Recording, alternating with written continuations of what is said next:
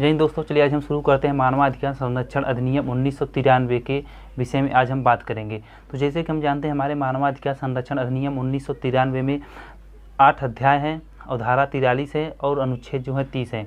तो आज हम धारा, अध्याय और अनुच्छेद के बारे में बात न करके आज हम एकदम बेसिक चीज़ पढ़ेंगे जो हमारे छोटे मोटे एग्जाम में हमेशा पूछते रहते हैं कि हमारे मानवाधिकार संरक्षण अधिनियम 1993 का शुरुआत कहाँ से हुए। तो आज हम उसी के इतिहास के बारे में डिस्कस करेंगे। तो चलिए शुरू करते हैं आज हम अपने इस टॉपिक को। तो चलिए दोस्तों, हम शुरू करते हैं अपने मानवाधिकार संरक्षण अधिनियम 1993 के विषय में।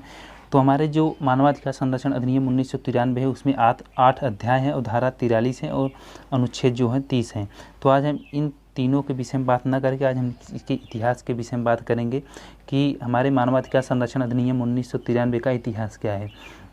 तो चलिए पढ़ते हैं। इसका जो यूनाइटेड किंगडम का 1989 ईस्वी में इसका बिल पास हुआ था। 1889 ईस्वी में जो इसका बिल पास हुआ था हमारे मानवाधिकार संरक्षण अधिनियम 1993 का। फिर इसके बाद हमारा आता है यूनाइटेड नेशन संयुक्त राष्ट्र मानवाधिकार पर सार्वभौमिक घोषणा की गई थी। जो यूनाइटेड नेशन का संयुक्त राष्ट्र मानवाधिकार पर सार्वभौमिक घोषणा की गई थी, पेरिस में 10 दिसंबर 1948 में अपनाया था। पेरिस ने इसे 10 दिसंबर 1948 ईस्वी को इसे अपनाया था। इसीलिए 10 दिसंबर को मानवाधिकार दिवस मनाया जाता है। जब पेरिस ने इसे 10 दिसंबर 1948 को मानवाधिकार संरक्षण अधिनियम को अपनाया था, तभी से 10 दिसंबर को मानवाधिकार दिवस मनाया जाता है। इसमें जो है 30 अनुच्छेद हैं। यह कानूनी रूप से बाध्य नहीं है, यह परंपरागत कानून के अंतर्गत आता है। 10 दिसंबर 1948 को संयुक्त राष्ट्र सभा की महासभा ने मानवाधिकार को विश्व घोषणा को स्वीकार किया था। विश्व में सर्वप्रथम इंग्लैंड ने 1215 ईस्वी में मानवाधिकार के लिए पहला प्रयास किया था। जो हमारे मानवाधिकार के लिए जो पहला प्रयास था वो है ब्रिटेन ने किया था 1215 ईस्वी में। फिर संयुक्त राष्ट्र संघ द्वारा सर्वप्रथम मानवाधिकार परिषद की स्थापना 2005 ईस्वी में की गई थी। जो संयुक्त राष्ट्र संघ द्वारा जो सर्वप्रथम मानवाधिकार परिषद की स्थापना की गई वो 2005 में की गई थी। फिर मानवाधिकार संरक्षण अधिनियम 1993 28 सितंबर 1993 को लागू हुआ था।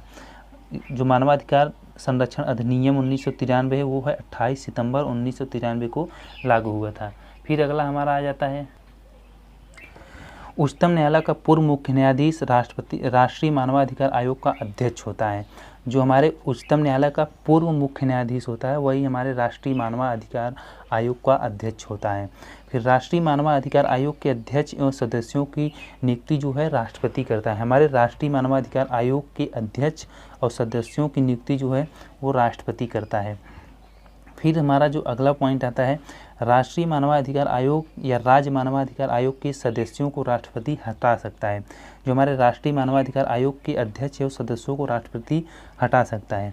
फिर राज्य मानवाधिकार आयोग के अध्यक्ष या सदस्यों को राज्यपाल द्वारा हटा सकता है। जो हमारे राज्य मानवाधिकार आयोग के अध्यक्ष या सदस्य होते हैं उसको राज्यपाल हटा सकते हैं, लेकिन राज्यपाल जो है राष्ट्रीय मानवाधिकार आयोग के अध्यक्ष और सदस्यों को नहीं हटा सकता।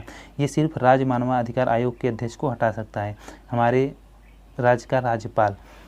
फिर आ जाता है हमारा अगला पॉइंट, राज्य मानवाधिकार आयोग के अध्यक्ष या सदस्यों की नियुक्ति राज्यपाल करता है। हमारे जो राज्य मानवाधिकार आयोग के अध्यक्ष और सदस्य होते हैं उनकी जो नियुक्ति करता है वो राज्यपाल ही करता है। फिर अगला हमारा आ जाता है राष्ट्रीय मानवाधिकार आयोग का मुख्यालय जो है दिल्ली में है। हमारे जो राष्ट्रीय मानवाधिकार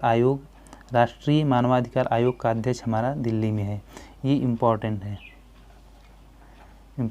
फिर राज्य मानवाधिकार आयोग का एक अध्यक्ष होता है जो किसी उच्च न्यायालय का न्यायाधीश रहा हो।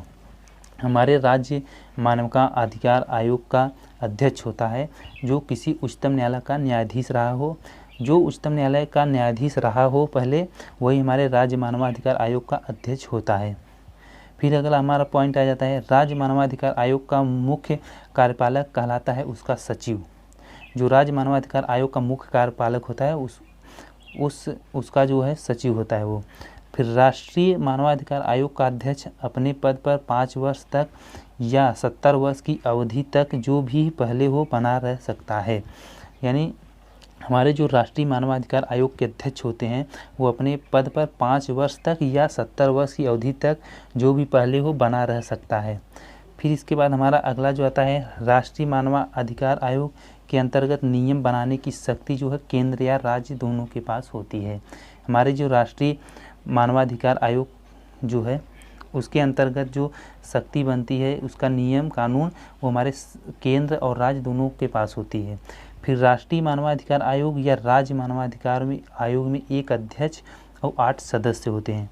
हमारे जो राष्ट्रीय मानवाधिकार आयोग में एक जो है अध्यक्ष होते हैं, एक अध्यक्ष होते हैं और 8 जो है सदस्य होते हैं। हमारे जो राष्ट्रीय मानवाधिकार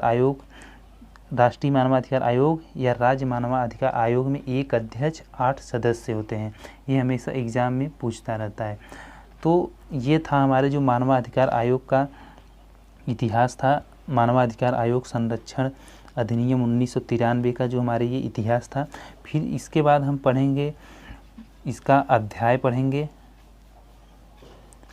पढ़ेंगे जिसमें अध्याय 8 हैं, और इसके बाद इसकी जो धारा है वो पढ़ेंगे। इसमें धारा जो है 43 है, और इसके बाद इसका अनुच्छेद हम पढ़ेंगे, इसका अनुच्छेद इसमें 30 है।